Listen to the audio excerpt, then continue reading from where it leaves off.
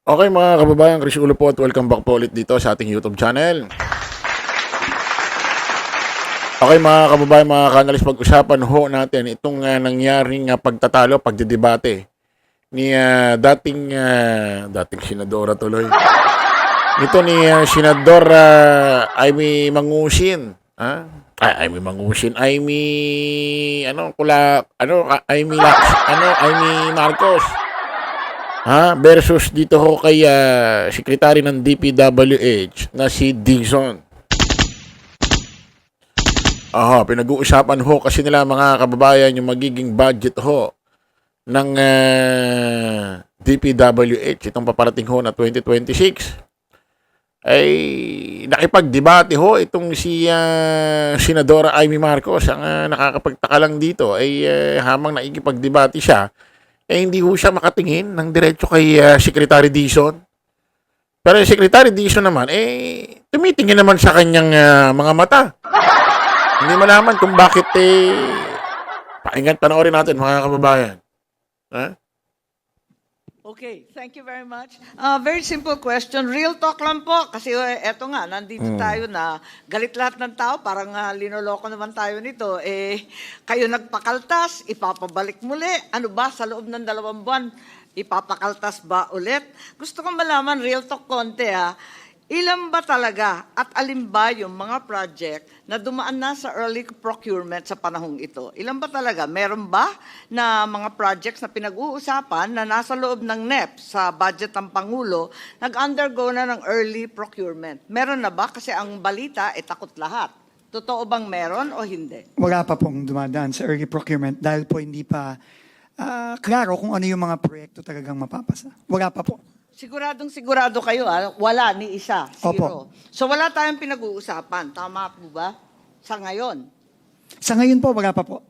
So ang ibig sabihin niyan, dati-rati talagang hinahabol yung early procurement ng October para hindi ma-delay ang project kasi aabutan talaga ng tag-ulan, hindi po ba?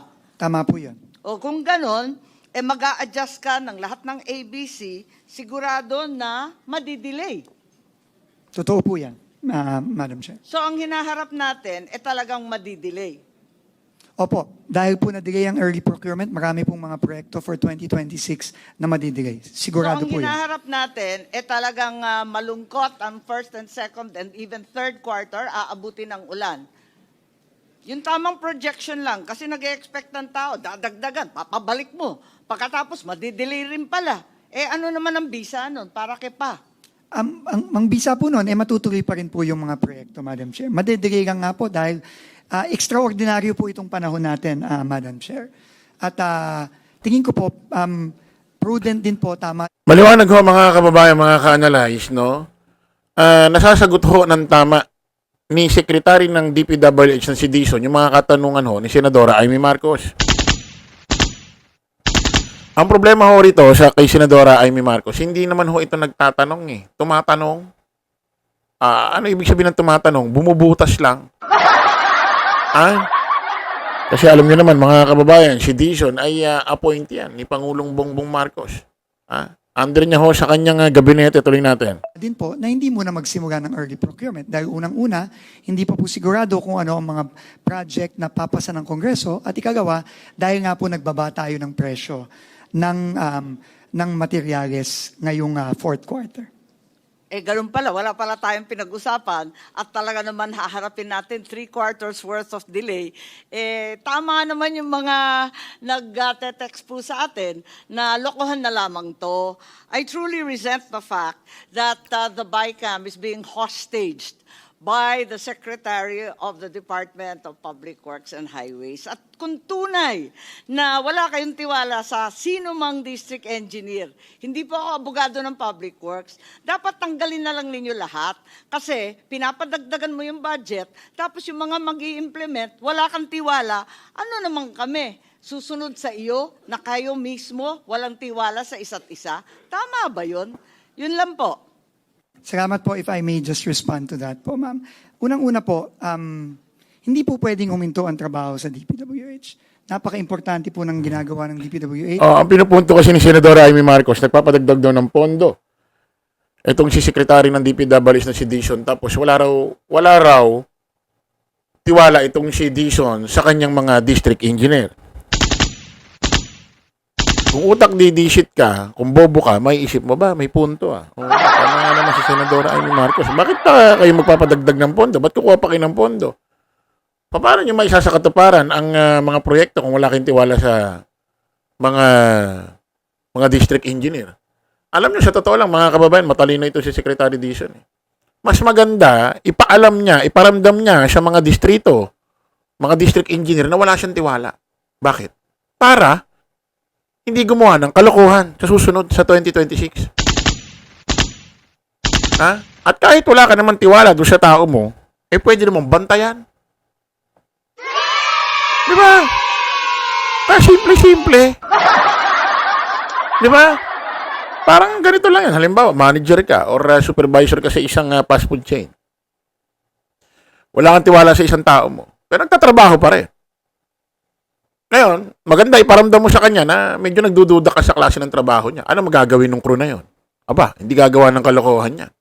Kasi alam niya, ramdam niya, walang tiwala yung itaas sa kanya eh. Yung manager, supervisor niya sa kanya eh. Hindi gagawa ng kalokohan to. Correct. Tanga ka lang talaga, Amy. Ha? Ha? Yan ang maganda. Yan ang maganda. Yan ang magandang iparamdam ni Secretary Dizon sa mga district engineer sa lahat ng lugar sa buong Pilipinas, Luzon, Visayas, Mindanao. Para, matakot sila. Hindi gumawa ng kalokohan. At walang tiwala siya, ano mangyayari? Babantayan niya lahat ng klase, lahat ng proyekto. At makakatulong pa ito sa mga gustong ipatrabaho ni Pangulong Bongbong Marcos sa Congress na ipasa nyo na ang mga batas na to, yung apat. Di ba? Isa pinaka yung political dynasty. Meron hong isang batas doon na kung saan, mga kababayan, nakalimutan ko lang, na kung saan, magkakaroon na ng access ang taong bayan para malaman ng mga proyekto dito sa gobyerno. Isa na yan na maganda na halimbawa pag natupad yan, napirmahan ni Pangulong Bongbong na ipasa sa Congress. Lahat ho ng flood control project sa isang lugar, halimbawa dyan sa lugar na may proyekto dyan, maglalagay ng malaking banner. Ilalagay doon yung flood control project. Information, sinong mga kontratista yan? Sinong mga kontraktor yan? Ilagay lahat doon sa banner. Anong start ng buwan petsa magsisimula? Anong buwan petsa taon matatapos? Ilang bilyon ang magagastos? Ilagay din doon sa banner. Sino mga engineer? Ilagay din doon sa banner. Sino may mga kinalaman dito sa proyektong to? Ilagay din sa banner. Ngayon, kahit walang tiwala si Dizon sa kanyang mga district engineer, minsan, mapagbabago yan ng batas.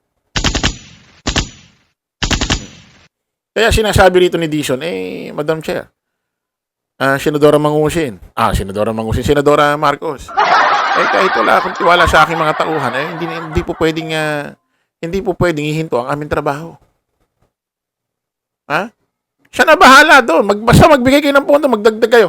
Siya na bahala doon kung paano niya i-implement ang batas sa kanyang ahensya na kahit wala siyang tiwala sa mga district engineer niya, kinakailangan niya magtrabaho. Akong bahala sa inyo. Kahit wala akong tiwala sa inyo, sisiguraduhin kung magiging tama ang trabaho niyo ngayon dahil ako namumuno ngayon dito. Kung ako si Dizon, baka ganito yung pakita sa personal eh. Pakailan ko sa'yo. Ha? Habang ginilinis natin ayon sa utos ng Pangulo, ang departamento, hindi po pwedeng uminto. Nakita na po natin ang epekto sa ekonomiya nitong nakaraang third and fourth quarter. So we are doing the best we can given the current situation, Mr. Chairman, Madam Senator. Yes, Secretary Vince, hindi kita pinahihinto sa trabaho mo. Pinamamadalingan namin. Ikaw ang humihinto sa trabaho namin dito sa BICAM at papalit-palit ka ng sinasabi. Yun ang problema. Hindi po ako papalit-palit ng sinasabi, Madam Chair. Ako po, iulitin ko, nagpunta lang po ako dito para ibahagi sa bicameral conference yung nakikita po naming epekto nung pagpasa ng third reading version ng Senado. Yun lang po. Ngayon, nasa Senado na po yan at nasa bicameral conference, nasa Kongreso, kung paano po magpo-proceed dito. At yun naman po, syempre, tatanggapin lang naman po ng ehekutibo kung ano man po yung decision na yan. Maraming salamat po. Sinubukan ho ni Senadora Amy Marcos na itong si Secretary ng DPWH na si Dizon ma-intimidate sa kanya. Matakot. Ang problema, sablay. Alam mo yung napakataas ng emosyon mo, Senadora Amy Marcos, sa pag-kumpronta kay Secretary Dizon, pero sinasagot ka ng utak na may halong mahinahon. Sinag mo kang tanga, di ikaw. Di ba? At ang tapang ni Senadora Amy Marcos sa sumagot-sagot. Pagka walang kinalaman sa pamilya Duterte. Pero nung sinabihan ni VP Inday Sara Duterte si Amy Marcos sa kanilang GC raw sa Viber na one of this day pupunta ako sa libengan ng mga bayani. Hukayin ko ang buto ng tatay mo, itapon ko sa West Philippines. Walang comment si Amy Marcos. Kahit ilang segundo, ilang letra lang na gawing magbigay siya ng pahayag sa mainstream media reporter para pagtanggol man lang kay VP Inday Sara Duterte about doon sa sinabi, walang ginawa.